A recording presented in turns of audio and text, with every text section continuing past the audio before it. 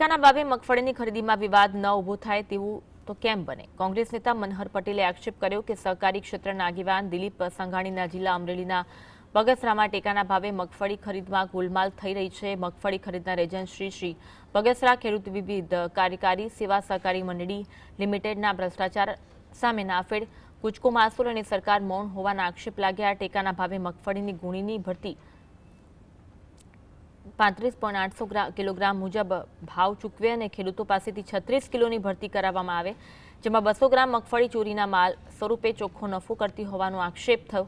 સામે આવેલા સીસી ફૂટેજમાં મગફળી વેચવા મજબૂર ખેડૂતો નાણાં આપતા જણાય છે। બગસરા કેન્દ્ર ઉપર મગફળી વેચતા ખેડૂતો 5000 રૂપિયા આપે તો જ મગફળી ખરીદવામાં આવતી હતી। આમ એજન્સીના પ્રતિનિધિઓ દ્વારા મગફળીની ગુણવત્તાના બહાને નીચે ખેડૂતોનો 5000નો તોડ થતો હોવાનો પણ આક્ષેપ લાગ્યો। સીસીટીવી ફૂટેજમાં જે મગફળી ચોરી કરી તેને મોડી રાત્રે વાહન બોલાવીને સગેવગે કરતા દેખાયા, જેથી ચોરીલી 200 ગ્રામ મગફળીમાં બગસરા કેન્દ્રના સંચાલકો ઉપરાંત નાફેડ, કૂચકો માસૂલના અધિકારીઓની સંડોવણી અંગે તપાસ કરાવવાની માંગ ઉઠી છે। બગસરાના એક ઈમાનદાર વ્યક્તિએ બગસરામાં ટેકાના ભાવે ખરીદાતી મગફળીના અંદર જે સ્ટોક જે મગફળી ગુણીમાં ભરતી હોય છે એના કરતાં વધુ ભરતીથી ખરીદી કરે છે।